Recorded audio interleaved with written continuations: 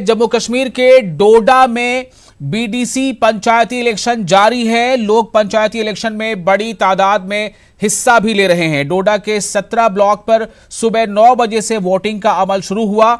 शुरू में 94 उम्मीदवारों ने पर्चा नामजदगी दाखिल की थी, लेकिन बाद में सिर्फ 74 उम्मीदवार बाकी रह गए। लोगों में जोश है। लोगों का कहना है कि इस पंचायती इलेक्शन से उनके इलाकाई काम आसानी से तय पा सकेंगे और इनके मसाइल जल्द हल होंगे।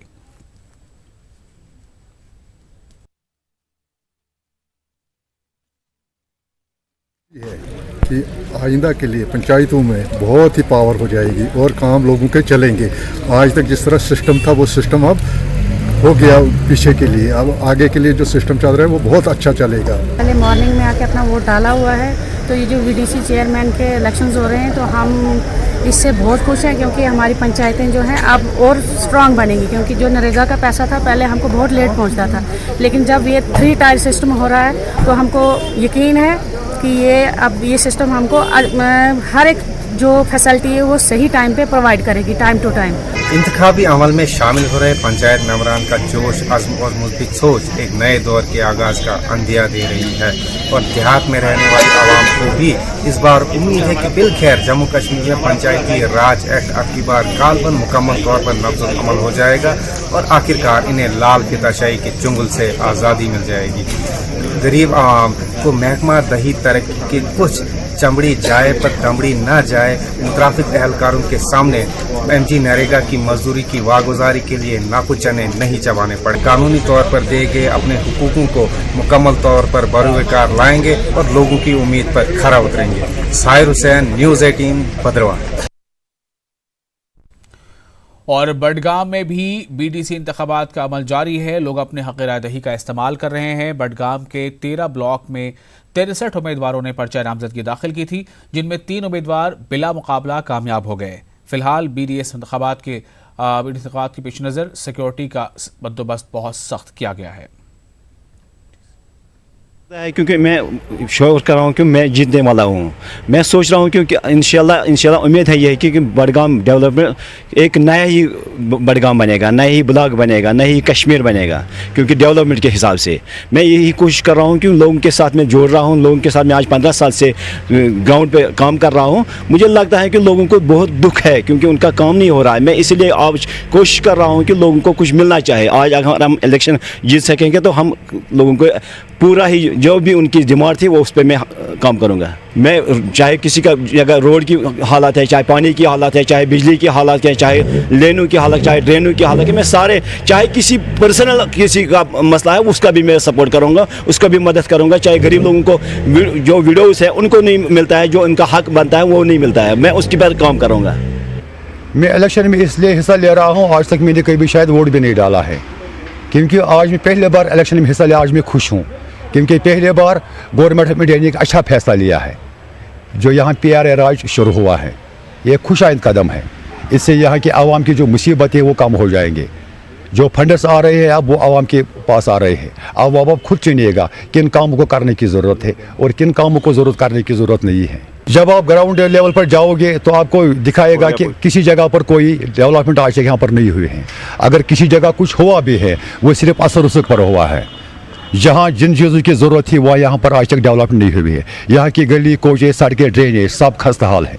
बस मैं यही चाहता हूँ इंशाल्लाह ये जो PRA राज शुरू हुआ है 1-2 साल में यहाँ डेवलपमेंट हो जाएंगी। सख्त सिक्योरिटी इंतजाम के बीच बीडीसी चुनाव के लिए वोटिंग शुरू हो चुकी है। हम इस वक्त बडगाम ब्लॉक में मौजूद है जहाँ पे कैंडिडेट्स आ चुके हैं और उन्होंने अपनी हक़ राय दी का इस्तेमाल किया। अगर हम पोलिंग बूथ्स की बात करेंगे तो ज़िला में कुल 13 पोलिंग बूथ्स कायम किए गए हैं और 13 ब्लॉक्स में ये बीडीसी चुनाव हो रहे हैं। इस चुनाव में कुल 59 कैंडिडेट्स अपना किस्मत आजमा रहे हैं। सिक्योरिटी के माकूल इंतजाम किए गए हैं। जगह जगह पे सिक्योरिटी फोर्सेस ने अपने खुसूसी नाके कायम किए हैं। एडिशनल सिक्योरिटी फोर्सेस को डिप्लॉय किया गया है ताकि किसी भी इम्कानी सूरत हाल से निपटा जाए। समीउल्लाह, नेटवर्क 18, बडगाम।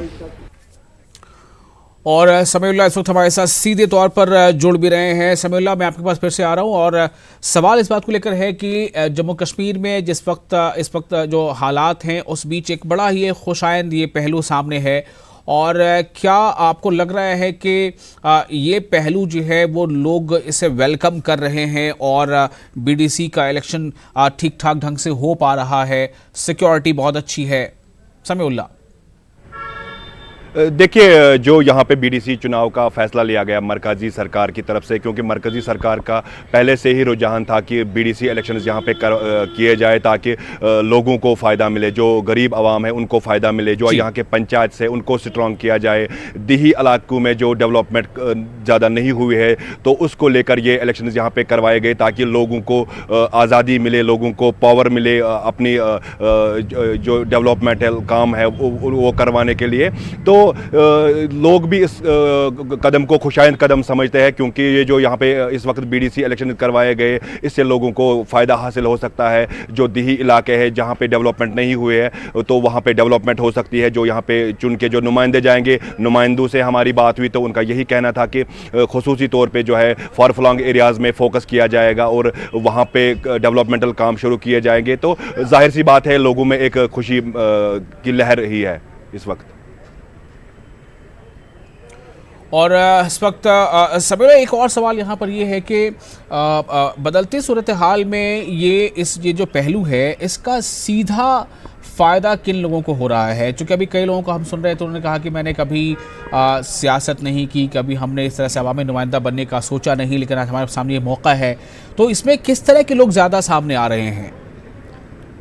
देखिए, जो आम लोग हैं उनको इसमें मौका मिला है सामने आने का, क्योंकि कोई नुमाइंदों से हमारी बात हुई, उन्होंने कहा कि हमने ज़िंदगी में वोट भी नहीं डाला है, उनको भी नहीं है कि चुनावी माहौल में किस तरीके से हिस्सा लेते हैं, लेकिन वो लोग अब सामने आ गए हैं और वो इस बीडीसी इलेक्शन का हिस्सा बन रहे हैं। और उनमें हमने जोश और जज्बा देखा, क्योंकि वो उनका ये कहना है कि जो यहाँ की पॉलिटिकल पार्टियां हैं या जो उन्होंने ख़ास तौर पे फोकस फॉर फ्लंग एरियाज़ में नहीं किया, जो ये बीडीसी इलेक्शन है इसके ज़रिए जो है फॉर फ्लंग एरियाज़ में फोकस किया जाएगा और डेवलपमेंटल कामों को जो आगे लिया जाएगा। बहुत बहुत शुक्रिया आपका समीउल्लाह। और इसी मौजू पर हम बात करेंगे अपने नुमाइंदे फिरदौस खाड़े से भी। फिरदौस जो हमारे साथ फोन लाइन पर जुड़ रहे हैं। फिरदौस, आप इस वक्त कहाँ पर हैं, हमें बताएं, किस तरह की सूरत हाल आपको दिखाई दे रही है? क्या बहुत ही पीसफुली सब कुछ हो रहा है ये इलेक्शन? दिल्ली ब्लॉक का बलेसा में मौजूद हैं। यहाँ जो है पूरी बलेसा में अगर देखा जाए तो 5 ब्लॉक्स में ये इलेक्शन होने जा रहे हैं, लेकिन जो जोशो खरोश जो एक होता है पॉलिटिकल पार्टीज को लेके एक जोशो खरोश चाहे मेंबर्स में हो चाहे उनके सरपंच में, वो देखने को नहीं मिल रहा है। क्योंकि यहाँ अगर देखा जाए एक साइड जो है बहुत सारी पॉलिटिकल पार्टीज ने इलेक्शन में बाइकआउट को तो ऐलान किया है, लेकिन दूसरी साइड जो है उन्हें अपने प्रॉक्सी कैंडिडेट और आजाद उम्मीदवार जो इलेक्शन में उतारे हुए हैं उनसे लोगों में काफी एक हैरानगी सी हो रही है और नाराजगी भी पाई जाती है कि अगर एक साइड बाइकआउट किया गया है, दूसरी साइड प्रॉक्सी कैंडिडेट, क्योंकि उन कैंडिडेट्स को आज तक या तो ब्लॉक प्रेसिडेंट देखा गया है पॉलिटिकल पार्टीज में, चाहे वो नेशनल कॉन्फ्रेंस हो, पीडीपी हो या कांग्रेस हो, क्योंकि वो कुछ लोग जो हैं वो प्रेसिडेंट हैं, पार्टीज के प्रेसिडेंट हैं ब्लॉक सतह पर या डिस्ट्रिक्ट सतह पर रहे हैं, लेकिन आज जो वही लोग जो है आजाद उम्मीदवार अपना इलेक्शन कॉन्टेस्ट कर रहे हैं, उससे थोड़ी लोगों में यहाँ नाराजगी पाई जाती है। लेकिन पहली बार जो है ब्लॉक डेवलपमेंट काउंसिल के जो इंतखाबात हो रहे हैं, इनसे इससे अवामी लहर जो है, अवामी खुशी जो है, वो जोश जज्बा जो देखने को मिल रहा है वो काफी एक यूनिक टाइप का देखने को मिल रहा है।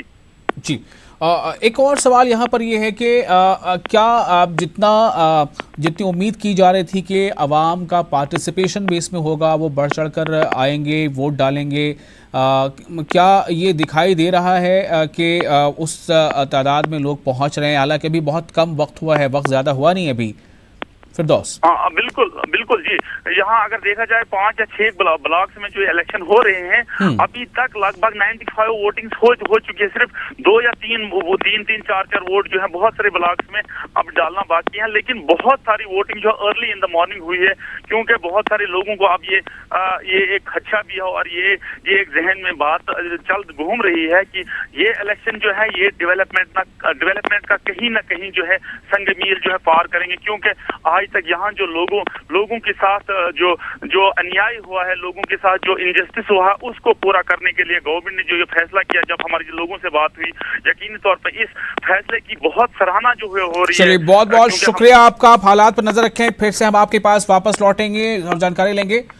और आपको बता दें कि महाराष्ट्र और हरियाणा पर पूरा फोकस है। महाराष्ट्र में किसकी हुकूमत बनेगी, क्या बीजेपी और शिवसेना का जो अलायंस है महायुति वो इख्तिदार में वापसी कर लेगी, या फिर ये कि एनसीपी, कांग्रेस और उसके साथ कुछ अदर्स मिलेंगे वो जगह बना पाएंगे, अभी बहुत कहना मुश्किल होगा। लेकिन जो लीड के आंकड़े हैं उससे साफ तौर पर जाहिर हो रहा है कि महाराष्ट्र में महायुति को यानी बीजेपी शिवसेना को सरकार बनाने से कोई रोक नहीं सकता, क्योंकि बीजेपी और शिवसेना 165 सीटों पर लीड कर रही है और एक सीट महाराष्ट्र में अब जा चुकी है विजय कुमार को नांदौर से, और ये बीजेपी शिवसेना इसके साथ आरएसपी भी है। अब तो ये जो आंकड़ा है 165 का और एक सीट जीत चुकी है बीजेपी, साफ तौर से लग रहा है कि महाराष्ट्र में बीजेपी कम बैक कर रही है। लेकिन हरियाणा में काफी मुश्किल पोजीशन में है बीजेपी के लिए, थोड़ा ये लम्हे फिक्रिया है। हरियाणा में बीजेपी 36 सीट पर सिर्फ लीड कर रही है, जबकि कांग्रेस 32 सीट पर लीड कर रही है। काफी टफ फाइट दिया है कांग्रेस ने हरियाणा में बीजेपी को, सिर्फ 4 सीटों का फासला है रुझान में। 13 सीटों पर जेजेपी आगे बढ़ रही है, 2 सीट पर इंडियन नेशनल लोक दल और अदर्स जो हैं वो 7 हैं। इनमें से 6 जो है वो इंडिपेंडेंट हैं, यानी हरियाणा में 90 में से 6 निर्दलीय इंडिपेंडेंट उम्मीदवार बहुत बड़ा कमाल कर सकते हैं। ये इनका भी किसी को साथ मिलना हुकूमत के बनाने में बहुत बड़ा रोल निभा सकता है। इसी बीच जो अपडेट्स हमारे पास आ रहे हैं उसके मुताबिक गुलाम नबी आजाद जो कांग्रेस के हरियाणा चीफ थे, प्रभारी